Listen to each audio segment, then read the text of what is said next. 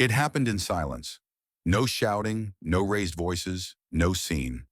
Just a practiced smile, a stiff gesture toward the hallway, and the soft, patronizing phrase, "Sir, if you wouldn't mind waiting outside while we sort this out."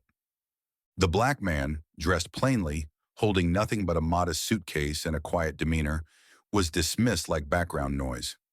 Meanwhile, a white businessman behind him, identical ticket in hand, was ushered into the first-class lounge without question. No ID check, no hesitation. What the airline staff didn't know, what no one suspected, was that this man wasn't just another frequent flyer. He was Marcus Washington, the founder and CEO of Skyline Airlines, traveling undercover to investigate whispers of discrimination within his company. And what he found would trigger one of the most explosive reckonings in aviation history. In just 2 weeks, 17 employees would be terminated. A Senate hearing would be convened, and a new federal law would be drafted, all because one CEO refused to look the other way. Before we dive into this true story of betrayal, courage, and systemic reform, comment where you're watching from, and don't forget to subscribe so you won't miss the latest stories. Marcus Washington stood motionless as the lounge attendant dismissed him with the sterile professionalism of someone used to being obeyed. Her name tag read Sarah Jennings, and she wore the crisp navy uniform of Skyline Airlines premium staff. Her voice was polite, but her tone unmistakably curt. She had seen Marcus, a middle-aged black man in casual clothes, and decided exactly who he was. Not a CEO, not a guest of significance, but someone to be managed. He adjusted his glasses, non-prescription, part of his deliberate disguise, and nodded silently, walking away without protest. Not because he agreed, but because he was gathering evidence. In his leather-bound notebook, tucked inside his carry-on, he had already jotted down 3 similar encounters from earlier flights. Subtle slights, differential treatment, indifference toward some passengers, and warmth toward others. Each observation documented with time, date, location, and name. As he took a seat in the main terminal, Marcus scanned the faces around him. Travelers buried in phones, business people hunched over laptops, families corralling tired children. Nobody noticed him. That was the point. 3 weeks earlier, Skyline's internal data had pointed to a troubling trend. Customer satisfaction was down nearly 12% in one quarter, with complaints concentrated among minority passengers. The board had dismissed it as algorithmic noise. But Marcus knew better. Numbers tell part of the story. Behavior tells the rest. Elaine Peterson, his COO and closest confidant, had urged him to delegate the investigation. "You're the CEO, Marcus," she'd said. "Send auditors, hire consultants." But Marcus had a different plan. He remembered 2002 when they were losing market share in California, and Elaine had gone undercover herself, posing as a baggage handler for a month. She'd injured her back, but uncovered a maintenance shortcut scandal that could have killed passengers. That memory anchored Marcus's resolve. "I need to see it for myself," he told her. "No one recognizes me anymore, especially the frontline staff. That's a weakness I can use." He shaved irregularly, added a salt and pepper beard, wore simple clothes, and booked tickets under his middle name, Alan. No VIP alerts, no black car service, just a man with a suitcase. His first flights had been uneventful. Boston to Chicago, Chicago to Denver. He'd noticed tension among staff, lapses in hospitality, subtle differences in tone, but nothing concrete, not yet, until the incident on the Denver to Atlanta flight.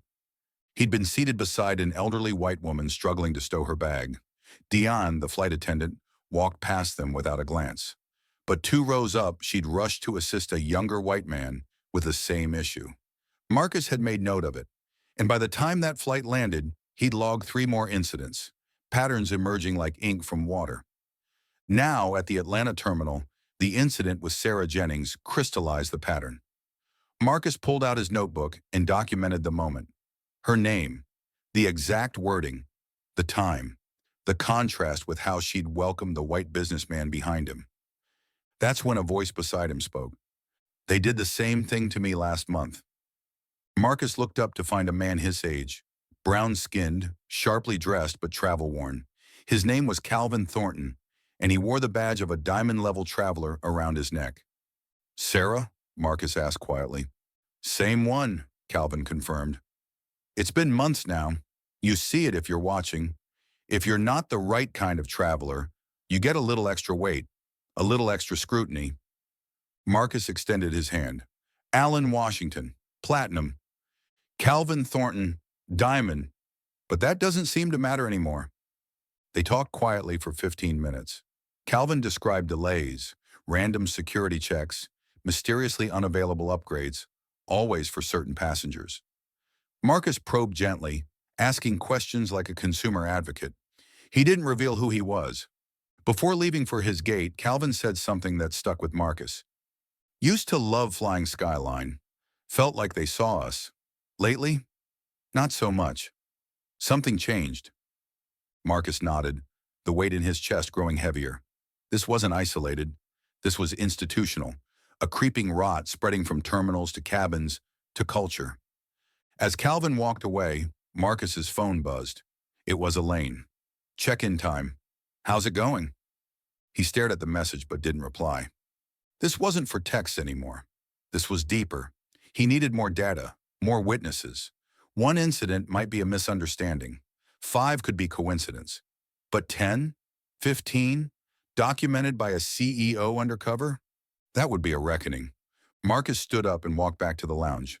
This time he didn't slouch. He didn't play the anonymous professor. He straightened his posture, sharpened his tone, and approached the desk like a man who belonged. Sarah Jennings' smile faltered when she saw him. "Mr. Washington, I was just about to come get you," she said too quickly. "Everything's sorted." "Is that so?" Marcus asked calmly. "What was the issue exactly? I've had diamond status for over a decade. Security protocol. Sometimes the system. And the gentleman who entered after me? Same protocol?" A pause, barely a heartbeat, but long enough. "I can't discuss other passengers," she replied. "I'd like to speak with your supervisor." She hesitated. "He's busy." "I'll wait."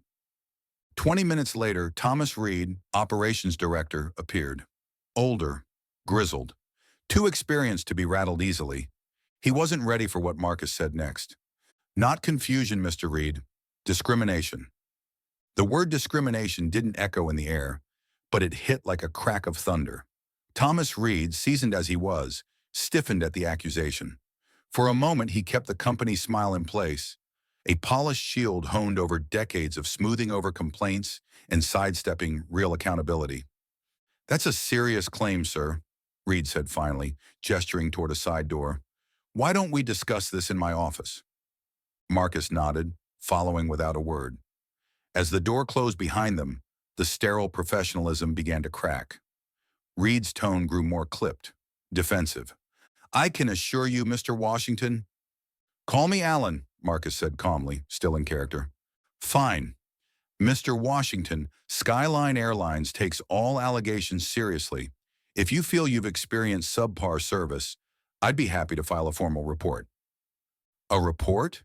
Marcus let the word hang. "Like the ones I've read in customer service emails for the past 6 days? I've been on 5 flights, documented 12 incidents. Same pattern, same types of passengers affected." Reed stiffened again. "You've documented?" Marcus slid his notebook across the desk. The pages were neatly written, time-stamped, staff names, exact phrases, seating charts, even minor service disparities. Who got help, who didn't, who was smiled at, who was ignored. It was the kind of methodical record-keeping you didn't expect from an ordinary traveler. Reed scanned it, eyes narrowing. "If you have complaints, there's a process. I suggest—" "I've seen the process," Marcus cut in. "It leads nowhere. Like a looped recording, thanking people for their feedback." Reed leaned back. "Look, Mr. Washington, if you think some staff could benefit from additional training, that's one thing. But this," he tapped the notebook, "this reads like an investigation." Marcus smiled faintly. "Maybe it is." He stood, adjusted his watch, and headed for the door. But before leaving, he turned and asked, "When's the last time you saw Marcus Washington in person?" Reed blinked. "Excuse me? The CEO. Ever met him?" Reed hesitated. No, but I've seen him on leadership calls. Why? Marcus's gaze was steady, just curious. As he left, his mind was already turning. Reed wasn't just brushing off concerns.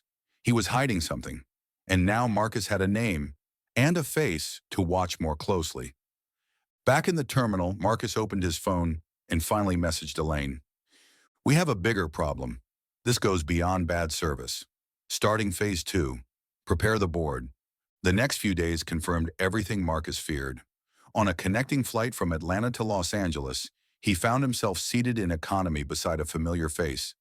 Diane Walker, a flight attendant from Denver. Off duty now, she scrolled through her phone, oblivious to the man seated beside her. But then Marcus caught a glimpse of a name on her screen. Thomas Reed. He shifted subtly, just enough to read part of the text. Reed says some black guy was making waves at ATL Lounge today. Watch for similar issues in LAX. Another ping. Usual procedure. Yep. Random security checks for select packs.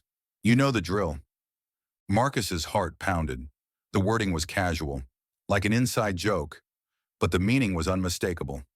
This wasn't unconscious bias. It was deliberate, coordinated, institutional. He forced himself to breathe. Calm. Take it all in. This changed everything. Reed wasn't just enabling bias, he was orchestrating it. When the drink cart came by, the on-duty flight attendant, Zoe, smiled warmly.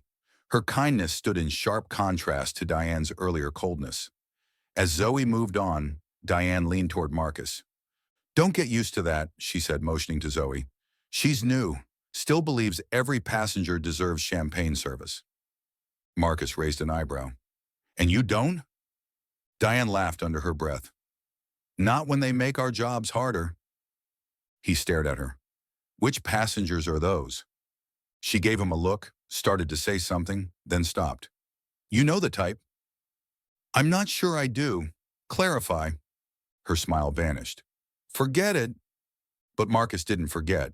He made another note. Every word, every exchange would matter. At LAX, he spotted Calvin Thornton again. This time, Calvin was at a gate, arguing, politely, with a white gate agent named Kevin. Fourth time this has happened, Calvin said. I was number 1 on the upgrade list. Now I'm number 12. Kevin offered the same scripted line Marcus had heard over and over. Our system recalibrates seating priorities based on a range of factors. But Marcus had seen the system. He was the system.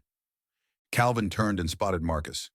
Mr. Washington, he said, recognition dawning. How was the lounge? Marcus gave a small smile. Educational. As they walked together, Calvin asked the question Marcus had been waiting for. You investigating something? Something like that. They sat in a terminal cafe for nearly an hour. Calvin shared stories, incidents, patterns. He wasn't angry. He was tired, but clear-eyed, and brave enough to speak. At the end of their conversation, Marcus handed him a card, his undercover card. Write it all down, he said. Help me make it stop. Calvin stared at the card, then nodded. For the folks who can't speak up. Back at his hotel, Marcus called Elaine. I need everything. Complaint data, personnel files, policy changes since the merger. Elaine was silent for a beat. Then, understood. That night, Marcus didn't sleep. He mapped it all out. The names, the routes, the links to Eastern Continental. Reed wasn't working alone. This wasn't just about prejudice. It was sabotage.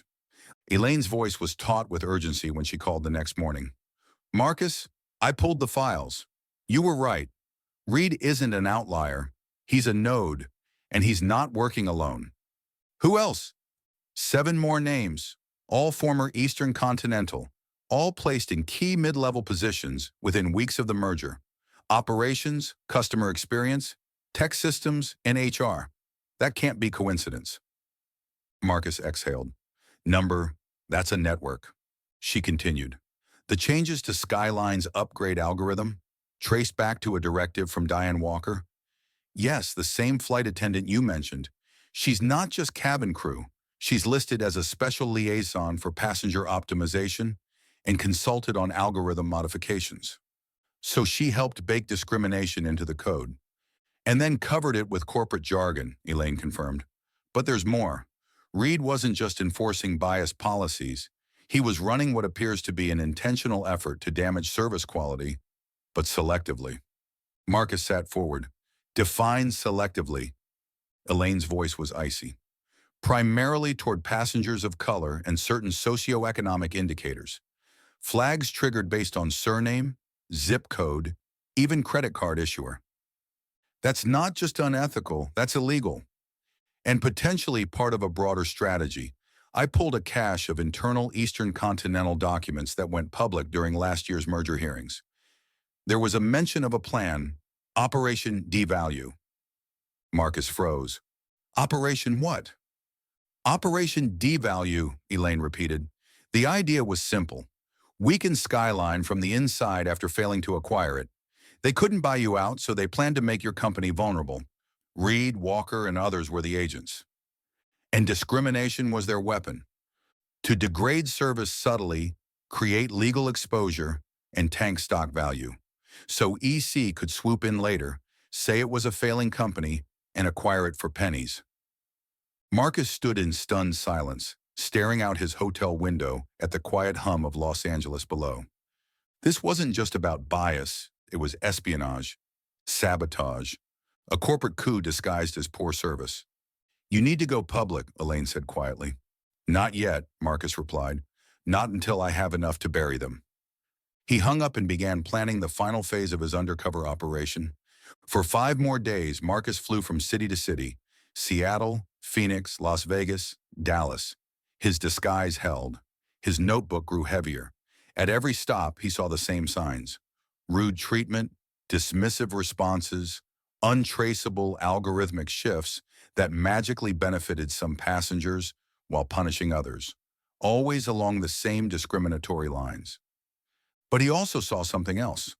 Resistance. Agents like James Rivera, who treated every passenger with equal respect, regardless of background.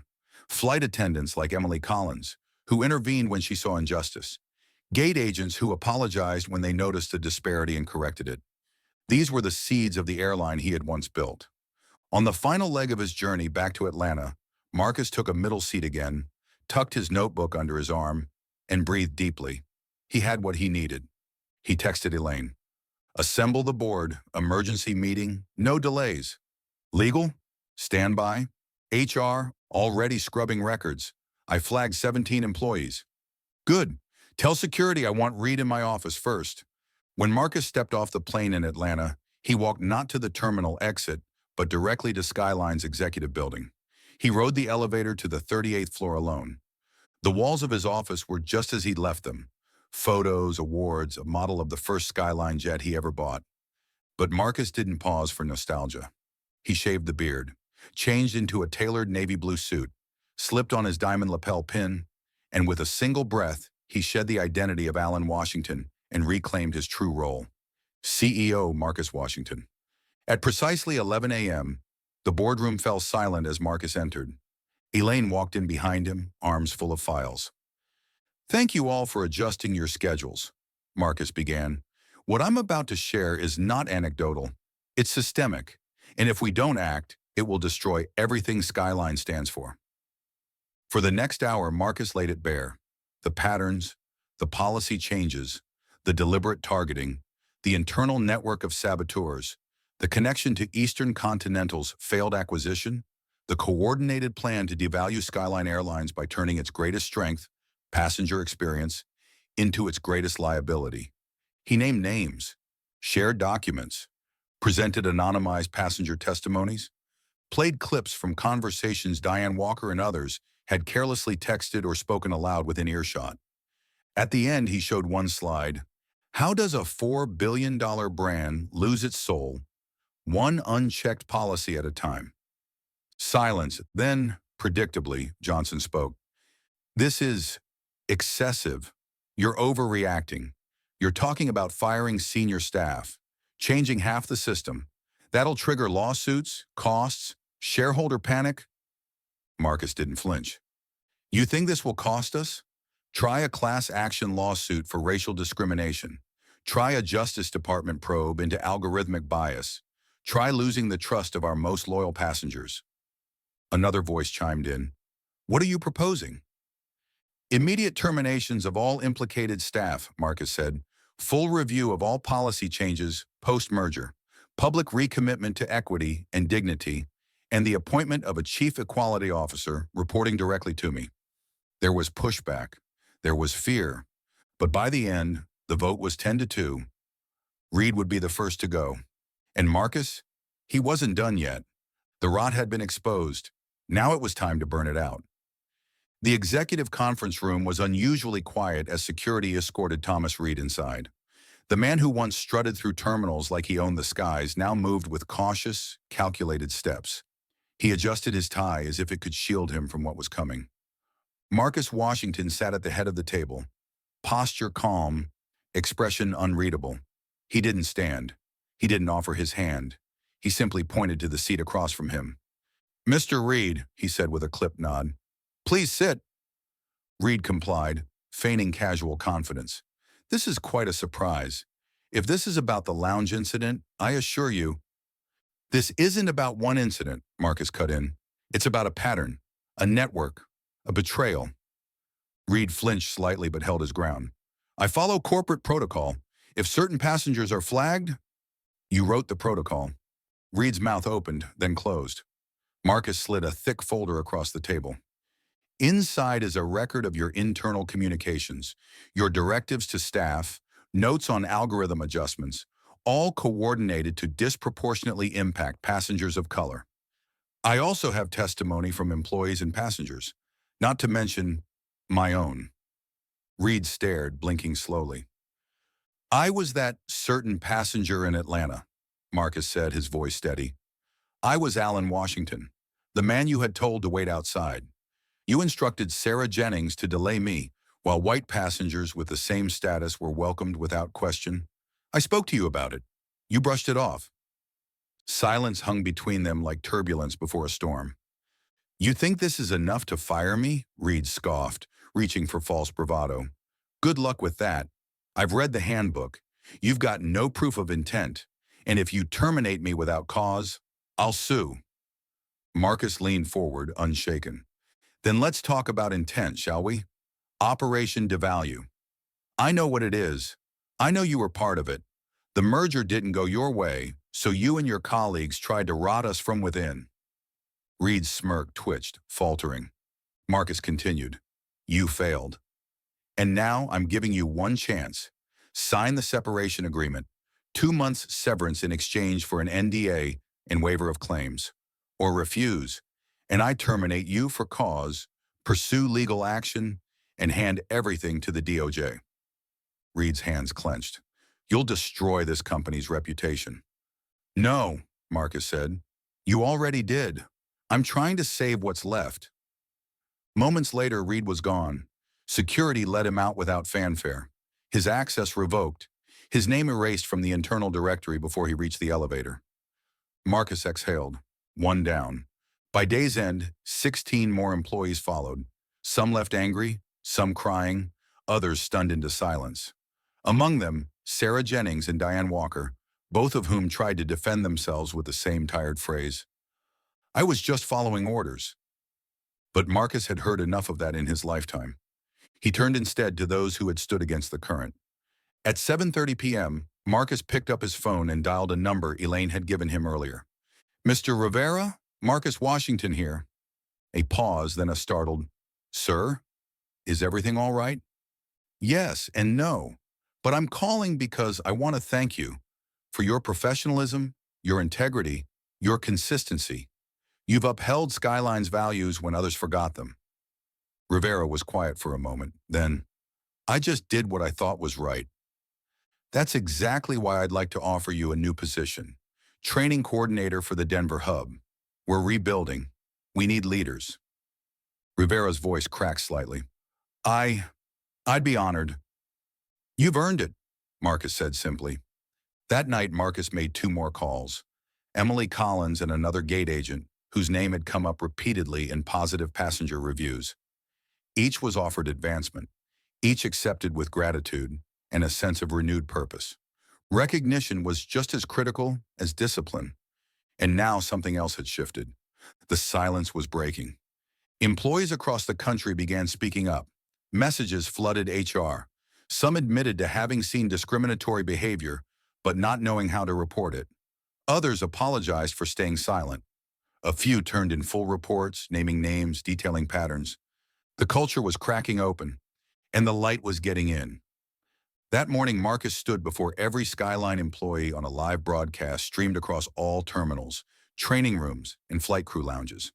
He told the truth about his undercover experience, about what he saw, about the pain of being told to wait outside in a company he had built with his own hands. He did not read from a teleprompter. He spoke from the soul. "We lost our way," he said, "but we found it again. Today we recommit, not just to our passengers, but to ourselves. Dignity, equity, service, for everyone." And with that, the winds shifted. In the weeks that followed, Skyline became a different company, not because of policy alone, but because people saw what could no longer be unseen. Marcus had shown them the truth. Now it was time to act on it. After the boardroom reckoning and mass terminations, Marcus Washington wasn't interested in celebration. Not yet. Cleaning house was only the beginning. The deeper rot, systemic bias woven into company policy, algorithms, and leadership mindsets, couldn't be exercised by pink slips alone. This next phase required something far more methodical: evidence, audits, oversight, not to appease shareholders or dodge lawsuits, but to root out every last trace of injustice festering beneath Skyline's sleek surface. Elaine had already begun assembling a forensic audit team, internal affairs, legal analysts, and a rotating crew of frontline employees who'd volunteered to be part of what she now called the Integrity Task Force. It was part Truth Commission, part Operations Cleanup Crew. Their job? To comb through 18 months of decision logs, customer complaint records, security protocol data, and internal memos. Marcus wanted a trail: names, dates, timestamps, system anomalies, anything that could reveal not just what had gone wrong, but how it had been allowed to metastasize unchecked. It didn't take long. Within 72 hours, the task force uncovered something disturbing. Skyline's proprietary passenger priority system, which was designed to rank passengers for upgrades, had a hidden bias trigger, a line of code added by an Eastern Continental IT consultant. It lowered upgrade scores based on a customer profile flag that correlated suspiciously with surname ethnicity, booking patterns from zip codes associated with Black or Hispanic communities, and even flagged certain credit card issuers disproportionately used by working-class passengers. On the surface, it appeared to be a risk assessment tool. In practice, it was digital discrimination. Marcus sat in stunned silence as Elaine walked him through the findings. "They labeled it a predictive satisfaction filter," she said, tapping her tablet. "But all it really did was make sure certain people were less likely to receive first-class treatment, even if they met every criteria." "How long has this been active?" Marcus asked, his voice low. "About 14 months, she replied. "The timing matches Reed's promotion and the arrival of the Eastern Continental crew. It was worse than negligence. It was weaponized bias, cold, calculated, and deliberately masked within the architecture of Skyline's digital infrastructure." "This is federal territory," Marcus muttered. "We need to go to the DOJ." Elaine nodded. "I've already reached out to a compliance liaison. Quietly. They'll open a preliminary inquiry." But Marcus wasn't just concerned about legal ramifications. He needed the public to know the truth. Not the polished version, not the PR statement sanitized for investor comfort, but the whole story. If Skyline was going to rebuild trust, it couldn't do so in the shadows. So Marcus made another call.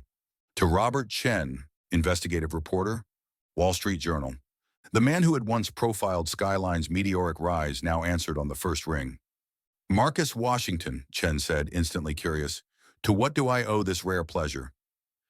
"I'm ready to talk," Marcus replied. "On the record. About everything."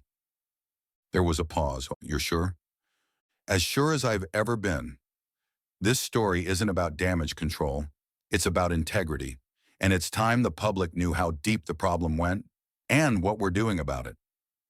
They agreed to meet the next morning in a private conference room at Skyline's HQ. No PR team, no handlers, just Marcus, Elaine, and Chen. The journalists listened as they laid out everything, from the undercover operation to the discriminatory algorithms to the hostile takeover plot known as Operation Devalue. Chen asked tough questions. Elaine answered with charts, timelines, corroborated data. Marcus offered reflection, regret, and resolve.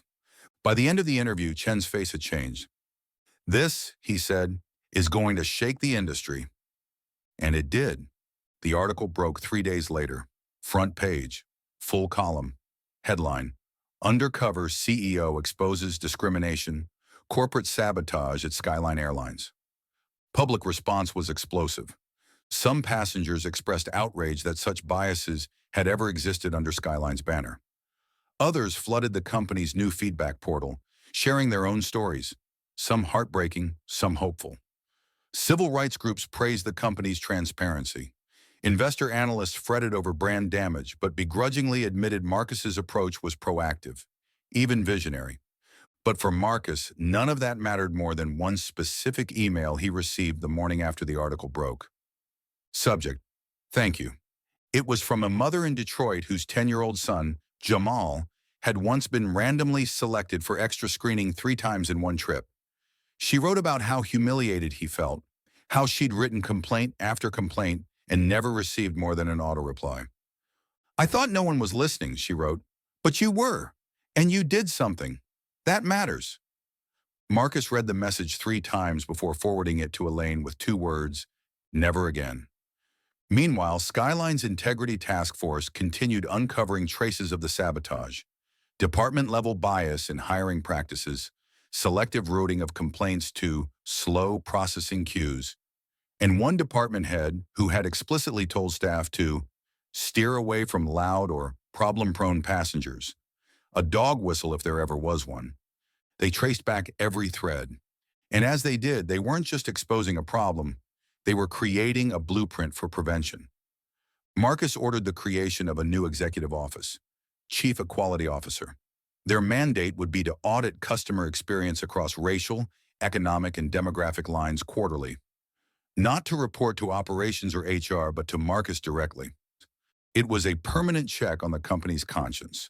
And to fill the position, Marcus already had someone in mind: Calvin Thornton, the frequent flyer who had seen the problem long before the CEO did, a passenger who knew the difference between inconvenience and insult, a man whose lived experience gave him clarity that no corporate training ever could. Elaine hesitated only slightly when Marcus proposed it. "You're serious?" "Calvin knows the terrain," Marcus replied, "and if we want lasting change, we need someone who's lived the reality we're trying to correct." He picked up his phone and began to dial. This next phase wasn't just about internal reform. It was about handing the mic to the people who had long been ignored. The call to Calvin Thornton was short, quiet, and deeply personal. "I need your help," Marcus said plainly. On the other end, Calvin paused, then responded just as plainly, "Name the time and place." That time came 2 days later. Skyline's executive floor buzzed with the weight of unfinished reckonings as Calvin stepped into the conference room, greeted not with PR pleasantries, but with the open folder of truth Marcus had been assembling for weeks: discrimination logs, systemic data trails, policies that sounded neutral but harmed specific groups again and again. "This," Marcus said, gesturing to the massive printouts and digital reports, "is everything I found." Calvin scanned it, quiet at first before exhaling with a grimace. "You weren't exaggerating." "No," Marcus replied, "and it gets worse. These weren't just careless policies. They were deliberate, a campaign designed to degrade service and perception among passengers of color, to damage Skyline's standing and make it vulnerable to acquisition." Calvin's eyes sharpened. "Sabotage?" Marcus nodded. "It came from the Eastern Continental merger.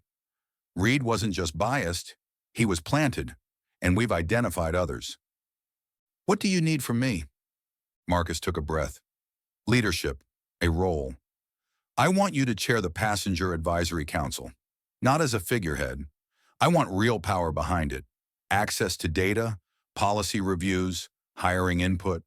You'll be a civilian voice inside this system, helping us guard against ever slipping back. Calvin studied him. You understand this could blow up your board again. External oversight always makes corporate people nervous. Let them be nervous, Marcus replied. We've hidden behind polished language for too long. Calvin nodded. I'll do it, on one condition. Name it. That every single person who lost a seat, a promotion, or their dignity under this system gets a chance to speak. We make space for their stories. Marcus agreed, and the next confrontation began, not behind closed doors, but in full view. Skyline issued an unprecedented invitation, a live-stream passenger equity forum.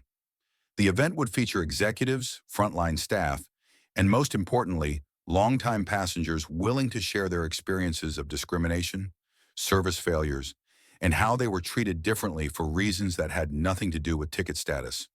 The response was staggering. More than 200 passengers submitted statements, 70 volunteered to speak live, and when the day came, 3.2 million people tuned in to the broadcast. Calvin stood at the podium first, introducing the purpose of the event. We are not here for apologies, he said. We are here for accountability, and for something rarer, listening. What followed were testimonies that left the auditorium silent. A teacher who had been repeatedly mistaken for a lower-class passenger despite her elite status. A veteran who watched his wife cry after being told they weren't priority enough for lounge access, even though they were. An elderly black man who'd stopped flying altogether after being randomly selected 8 times in a row. As each spoke, Marcus and his leadership team sat in the front row, visibly absorbing the emotional gravity of each account. There were no excuses, no interruptions, just listening, and the weight of a reckoning. At one point, a woman named Jasmine took the microphone. I'm not a frequent flyer, she said, but I saved for 6 months to take my daughter on her dream vacation, and your staff made us feel like we didn't belong the moment we walked into the gate. She looked directly at Marcus. That's not just poor service. That's something deeper, something cultural, and it sticks with you long after the flight ends. Marcus stood then, not because he had planned to speak, but because he couldn't stay seated anymore. You're right, he said quietly. What you experienced should never have happened. Not here, not anywhere. And the fact that it did, on my watch, is something I will never forget. He walked to the podium beside her. We can't undo the past, but we can dismantle the systems that caused it, and that's what we're doing, with your help. He extended a hand. Jasmine hesitated, then took it. The room erupted in applause, not out of celebration, but release. For the first time, Marcus wasn't just the CEO, he was the face of accountability. After the event, Marcus addressed the press with Calvin by his side. What we witnessed today, he told the cameras, is a reflection of what happens when we stop listening. That ends now. Effective immediately, all policy changes at Skyline will require equity review before implementation. No system, no algorithm, no manager will be allowed to implement policy without assessing its impact on our most vulnerable passengers. The announcement stunned the industry. Other CEOs called Marcus privately, some to praise, others to warn. You're setting a precedent we can't follow, one said. That's the point, Marcus replied. You'll have to. Behind the scenes, as Skyline began preparing for the next confrontation, legal, Marcus and Elaine worked with federal regulators to build a case against the Eastern Continental operatives who had orchestrated the sabotage. Depositions were scheduled, whistleblower protections granted, and more evidence kept pouring in. But what mattered most, Marcus knew, wasn't the courtroom. It was the company culture. And culture changed when systems changed. So he rewrote the rules. Upgrade lists would now use randomized blind ID systems. Lounge access checks required justification logs, reviewed monthly. Complaint response times would be tracked and tied to executive bonuses. Accountability wasn't a speech. It was a spreadsheet. And Marcus made sure every line on it told the truth. Within weeks of the passenger equity forum, Marcus Washington's quiet war turned public. On a rainy Monday morning, Skyline Airlines filed a sealed case with the Department of Justice, accusing Eastern Continental of orchestrating Operation Devalue, a corporate espionage strategy designed to manipulate market valuation through systemic discrimination. But the seal didn't last long. By Wednesday, the Wall Street Journal broke the story. Airline espionage, Eastern Continental planted execs to sabotage Skyline, the headline screamed. Within hours, every major network picked it up. Pundits speculated. Stocks tumbled. PR firms scrambled. But Marcus had anticipated every move. That same evening, he appeared live on CNBC's Boardroom Spotlight, facing seasoned anchor Teresa Callahan. "Mr. Washington," she began, voice sharp, "you're accusing one of the largest airlines in the world of planting executives in your company to deliberately degrade service and foster discriminatory practices. Are you prepared to defend that claim under oath?" Marcus didn't flinch. "I am, with data, with documents, with sworn statements, and with testimony from the very people Eastern Continental hoped would remain silent. And if you're wrong, I'm not." The segment went viral. And then came the subpoenas. The Department of Transportation launched an investigation. The DOJ followed. Senators demanded hearings. Former Skyline employees, once silent, began contacting Marcus through encrypted emails, revealing how they had been offered bonuses to implement specific efficiency protocols that disproportionately affected minority passengers. The collapse came fast. Eastern Continental's CEO resigned within 10 days. Their legal team tried to downplay the scandal as rogue employees acting outside the company's knowledge. But Skyline's legal filings revealed a damning internal memo from Eastern's Strategy Committee. Phase 3. Enforce pseudo-security adjustments at target properties. Prioritize discriminatory triggers on low-return routes. Risk. Low. ROI. High. They had underestimated Marcus, and more importantly, they had underestimated his will to see it through. Skyline filed a civil suit for damages, $740 million in reputational harm, lost bookings, and legal costs. Eastern Continental stock plummeted, their shareholders revolted, and within 6 weeks, the airline that once tried to destroy Skyline was being dissected by federal prosecutors and hostile investors. But the real collapse wasn't happening in courtrooms or on stock tickers. It was happening inside corporate boardrooms around the country. Major companies, airlines, hotels, and financial institutions began quietly auditing their own systems. Human resources departments raced to review their hiring and promotion algorithms. Executives launched internal equity task forces to avoid the nightmare Skyline had survived. Marcus had struck a nerve. He wasn't just cleaning house. He was triggering an industry-wide reckoning. Inside Skyline, changes accelerated. The company officially created a chief equality officer role, reporting directly to Marcus. Calvin Thornton was given a permanent seat on the executive council. James Rivera and Emily Collins, two frontline employees who had exemplified Skyline's values, were promoted again. James to vice president of service excellence, Emily to head of in-flight culture training. Every passenger-facing employee underwent revalidation certification, a mandatory program designed to test not just technical skills, but emotional intelligence, bias recognition, and crisis handling. Those who failed were not fired, but reassigned to roles without direct passenger contact, pending retraining. Every policy change now required a dignity audit, reviewed by a cross-functional panel that included passengers. Even the company's internal systems were redesigned. The promotion algorithm that had once favored efficiency-only reviews was now tied to 3 new metrics: empathy score, equity score, and service recovery performance. These were updated quarterly, and managers were held accountable. Marcus implemented passenger experience days as standard practice for all executives. Every quarter, VPs had to fly economy, check in like ordinary travelers, and file a written report detailing their experiences. Failure to do so would result in lost bonuses.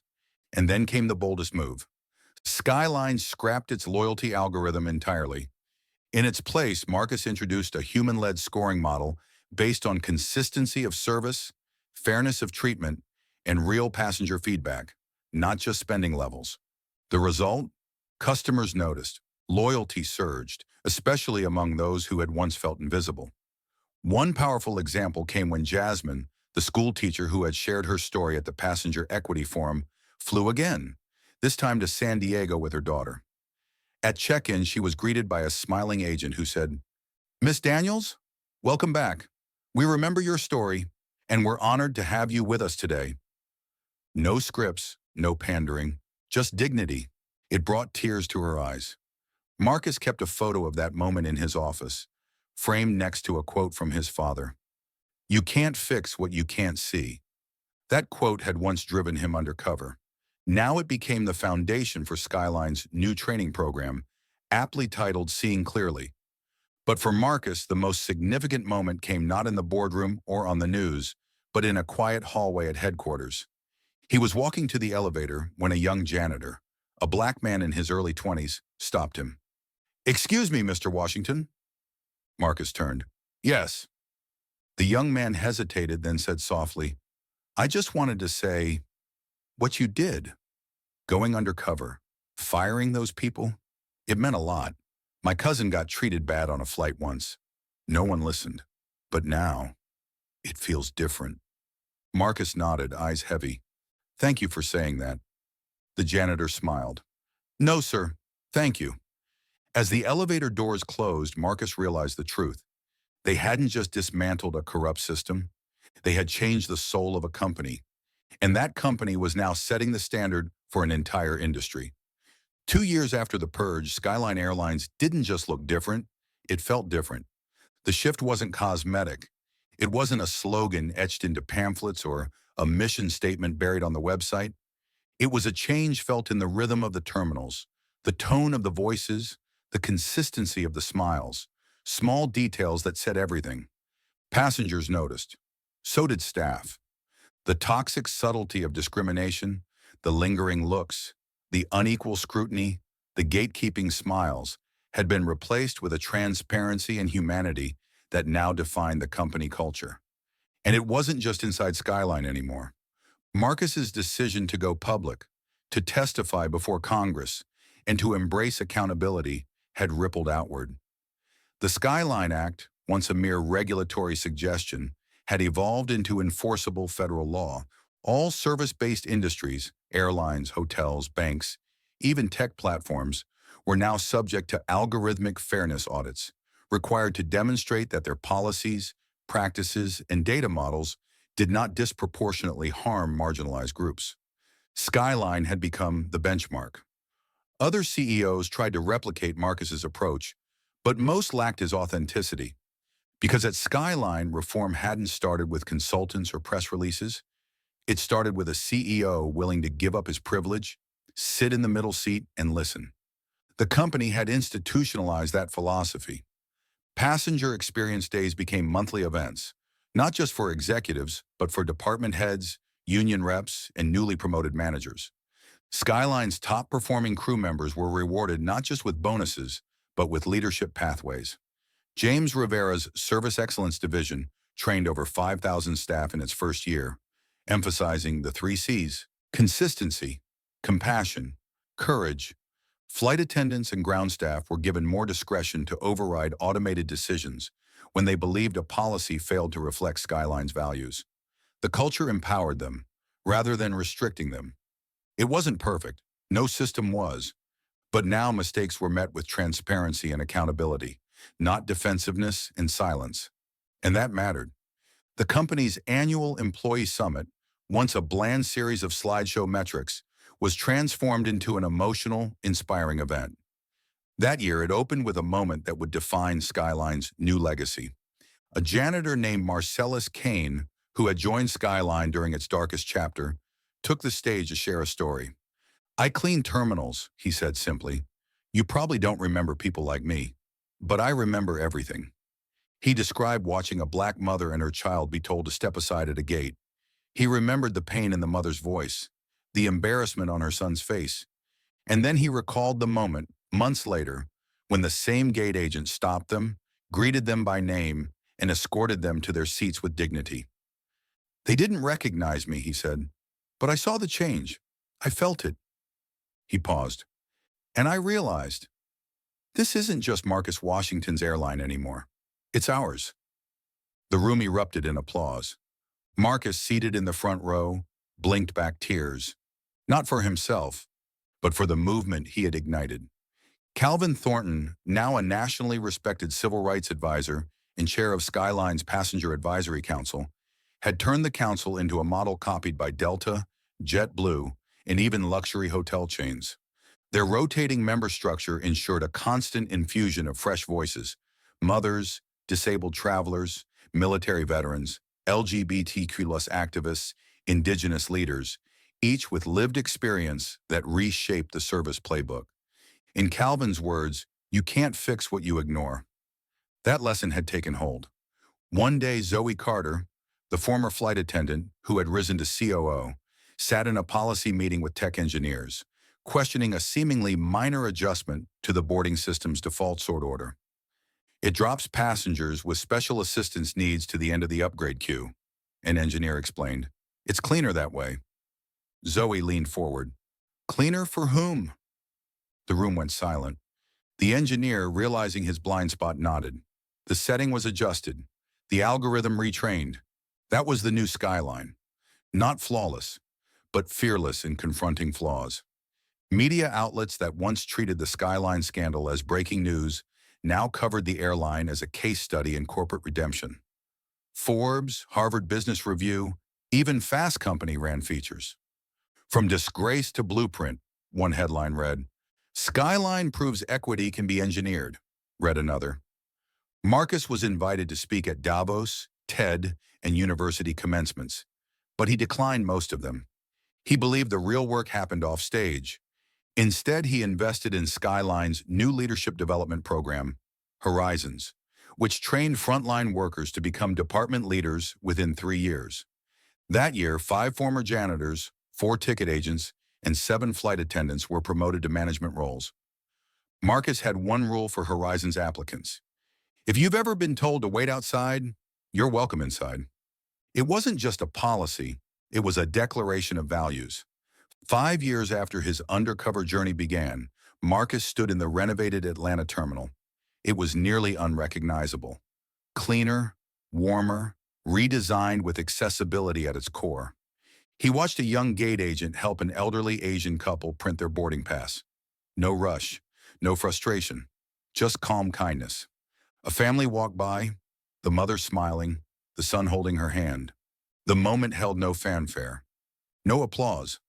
But for Marcus, it was everything. Elaine joined him, now recently retired but still deeply invested. "Do you ever miss it?" she asked. He nodded. "Every day." They stood in silence, watching. Then Marcus said, "But I'm not needed anymore." Elaine smiled. "That's how you know you did it right."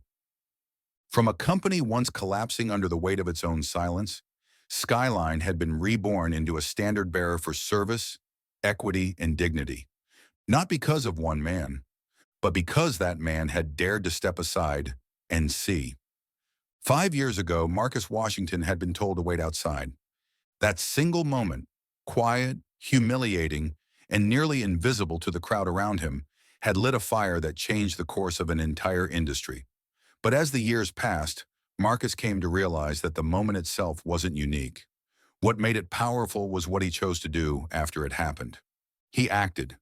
And through that action, a legacy was born, not of punishment or revenge, but of systemic renewal. At Skyline Airlines headquarters, a new exhibit was unveiled in the heart of the training center. Not a gallery of achievements, not a shrine to Marcus, but a hall of stories. There were no plaques with executive titles. Instead, each story belonged to a real passenger or frontline worker. Moments when dignity was either denied or fiercely defended. One wall bore the image of Calvin Thornton, his quote printed large and clear: "Leadership begins when you stop defending the system and start defending the people inside it." Nearby, a digital screen played a rotating loop of testimonies, some painful, others hopeful, gathered over the past 5 years. One by one, they told the full story: what Skyline had been, what it became, and what it now refused to forget. Because forgetting, Marcus knew, was where the rot had begun in the first place. He often said to the new CEOs he mentored, "The most dangerous thing a company can do is succeed and then stop asking why." Legacy, he explained, wasn't built by moments. It was built by patterns. And at Skyline, those patterns had changed. from silence to listening, from denial to transparency, from optics to impact. Every year on the anniversary of his undercover journey, Skyline celebrated Equity Day, not with parties, with participation. Executives shadowed customer service reps. Engineers sat in on passenger focus groups. Board members flew in economy without announcement. New hires wrote reflections on what dignity and service meant to them and how they planned to uphold it. This was no longer Marcus Washington's legacy alone. It was owned by everyone. Still, when Marcus officially retired, passing the CEO title to Zoe Carter in a quiet ceremony, there was a moment when the torch felt heavy. Zoe stood at the podium, composed but visibly moved. "I used to think leadership was about being perfect," she said. "Marcus showed us it's about being present. He showed us that when you walk through your own company as if you don't belong, you see who really does and doesn't." Zoe's leadership brought its own evolution. She led the expansion of Skyline's empathy engineering program, where AI and machine learning weren't just tools for efficiency, but instruments for fairness. She partnered with ethics researchers, trained developers in bias identification, and required every automated customer-facing system to pass quarterly equity audits. "It's not about removing the human element," she told shareholders. "It's about programming humanity in." Under Zoe, Skyline also launched a new initiative, the Open Seat Project, a scholarship program offering free flights to first-generation college students to visit universities during application season. The program, modeled after the barriers Marcus had seen firsthand, became one of Skyline's most celebrated efforts, ensuring that dignity and access extended beyond the plane cabin and into lives. And Marcus? He stepped back, but not away. He declined board seats, refused honorary titles. He traveled anonymously, still preferring middle seats in quiet airports. But occasionally he'd sit in on a new hire training, watching as the facilitators discussed not just policies but stories. "You are not just employees," one trainer said during a session he attended in Chicago. "You are guardians of someone's journey. You may be the first smile they see after a funeral, or the last voice before they visit a sick parent. You don't need to fix everything, but you must never be the one who makes it worse." Marcus felt a lump rise in his throat. He wasn't needed anymore. And that was the point. The culture had outlived the catalyst. One day while flying from San Diego to Atlanta, a flight attendant approached his row. Her name tag read L. Kane. She had his eyes, his calm, his steady presence. "Would you like something to drink, sir?" she asked with a gentle smile. "I'm fine, thank you," Marcus replied, surprised by the emotion in his voice. Later she passed again, pausing with a slight tilt of her head. "Are you Marcus Washington?" He nodded. "I thought so," she said. "My father worked here, Marcellus Kane. He used to tell me stories about what you did. He said you made it safe for people like him to dream bigger." Marcus smiled, overcome. "And now you're here." She nodded proudly, and planning to stay.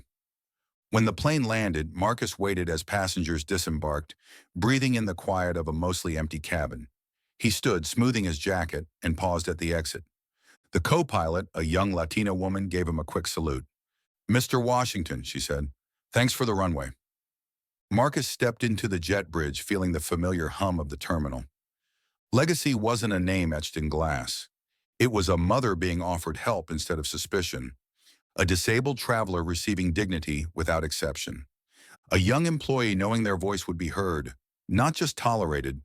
It was an invisible current running through every system, every interaction. He walked to the exit, where a child clutched her father's hand, pointing at a poster on the wall. "Who's that?" she asked. Marcus glanced up. It was a picture of Zoe and Calvin standing in front of a Skyline plane. The caption read, "Every journey deserves dignity." "That," Marcus whispered as he passed them, "is where the story begins." And with that, he stepped into the crowd, not above it, not behind it, but part of it, exactly where legacy belongs. Don't forget to subscribe and hit the notification bell to catch more gripping stories like this. Thanks for watching, and see you next time.